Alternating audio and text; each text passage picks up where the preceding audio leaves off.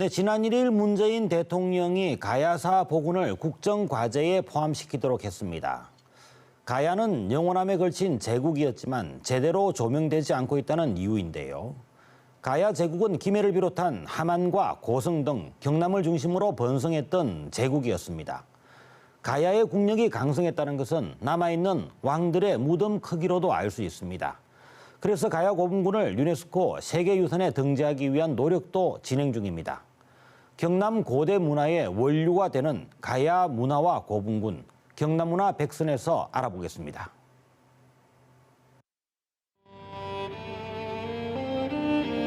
기원 전후 삼한시대부터 6세기 중엽까지 500년 이상 한반도 남부에 번성했던 고대 국가 가야.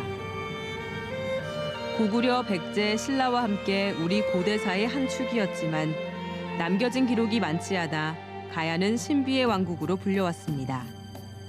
가야사 연구가 그동안에 제대로 이루어지지 못했고, 그래서 이런 부족한 기록을 보완할 수 있는 것은 결국은 발굴을 통해서 당시의 생활상을 밝혀야 되는데 그 대표적인 유적이 고분입니다. 베일에 가려져 있던 가야 왕국의 비밀이 가야 고분군을 통해 하나씩 밝혀지고 있습니다. 가야 고분군은 이제 세계유산 등재를 목표로 새로운 도약을 준비하고 있습니다.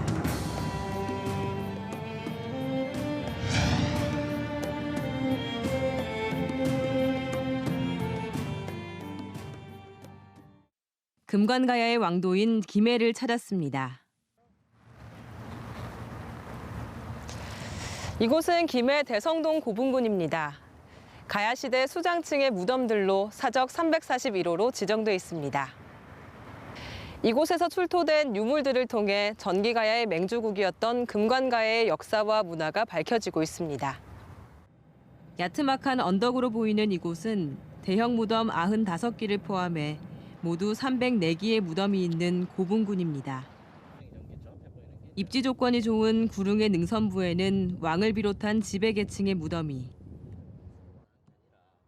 경사면에는 피지배계층의 무덤이 형성돼 있습니다. 1990년부터 2014년까지 모두 9번의 발굴 조사가 진행되면서 가야의 성립부터 당시의 시대상이 밝혀졌습니다. 대성동 고분군은 금관가야의 실체를 파악하는 데 결정적인 역할을 했습니다. 대성동 고분군이 발굴되기 이전에는 김해가 금관가야의 고도가 맞느냐 하는 말이 있을 정도로 가야시대 유적들이 제대로 알려져 있지 않았습니다.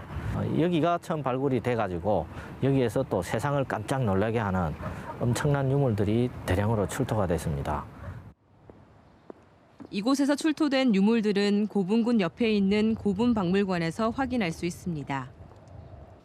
철기를 만드는 소재이자 가치교환 수단으로 사용됐던 덩이새는 물론 철기를 이용한 말가춤과 무기, 갑옷도 찾아볼 수 있습니다.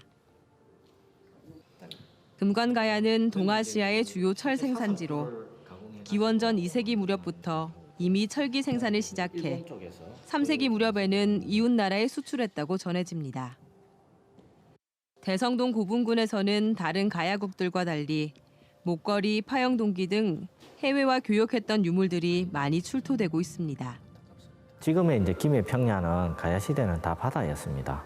그래서 천혜의 그런 항구 도시기도 하고, 그다음에 이제 이 낙동강 수온을 이용하고 그 내륙하고 연결이 되는, 그리고 바다하고 접하는 그런 교통의 요충지였기 때문에 그런 교역이 아주 활발하게 일어날 수 있었던 지리적 이점을 가지고 있었습니다. 울창한 나무 사이로 거대한 고분들이 모습을 드러냅니다. 유네스코 세계유산에 도전하는 또 하나의 유적, 함안 마리산 고분군입니다. 마리산은 함안군 가야읍에 있는 해발 40에서 70m의 낮은 구릉으로 이곳에는 고대 아라가야의 역사가 담겨 있습니다. 마리산은 머리산의 소리음을 빌려 한자어로 표기한 것으로 우두머리의 산, 즉 아라가야 왕들의 무덤이 있는 산이라는 뜻입니다.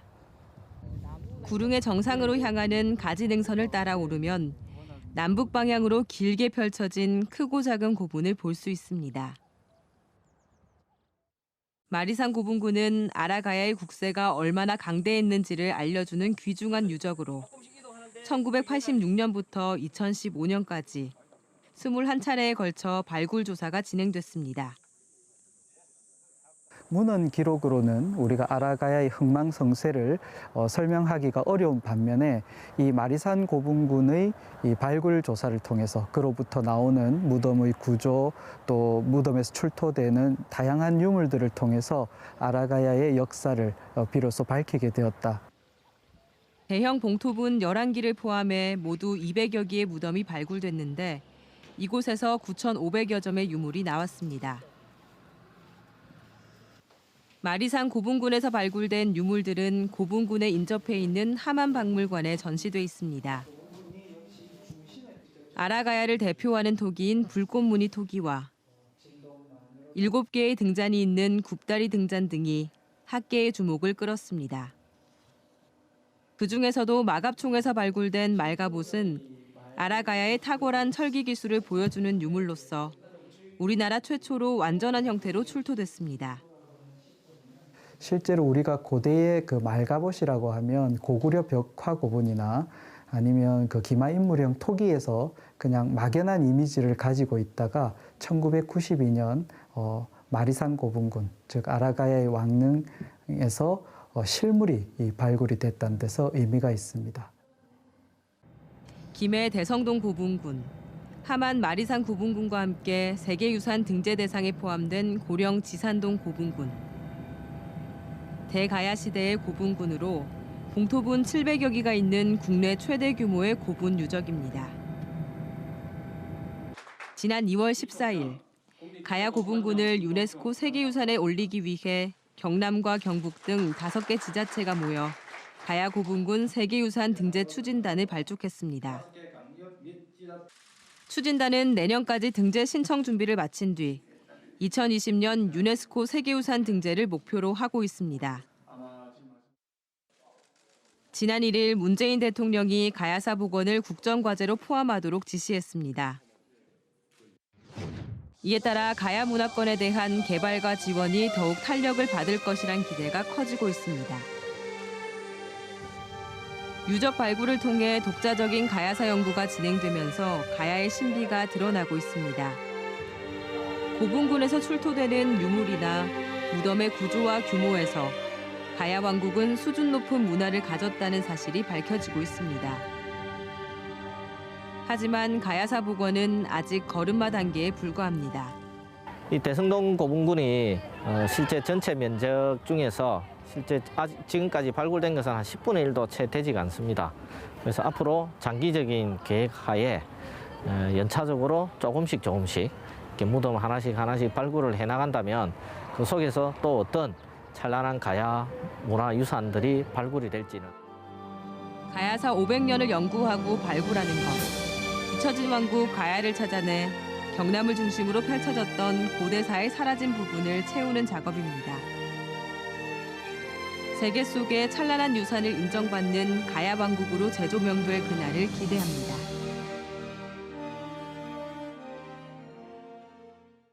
네, 30년 전 6월 10일 많은 사람들의 희생으로 대한민국 민주화의 역사를 만들었습니다. 민주주의에 대한 열망이 분출된 60민주항쟁. 그 값진 열매로 우리 사회는 제도적 민주주의 질서를 갖게 됐습니다. 경남에서 펼쳐진 60항쟁은 3.15 의거 부마 항쟁과 함께 경남도민들이 자랑스럽게 여기고 기억해야 할 역사가 되고 있습니다. 뉴스인사이드 오늘 순서 여기까지입니다. 시청해 주셔서 감사합니다.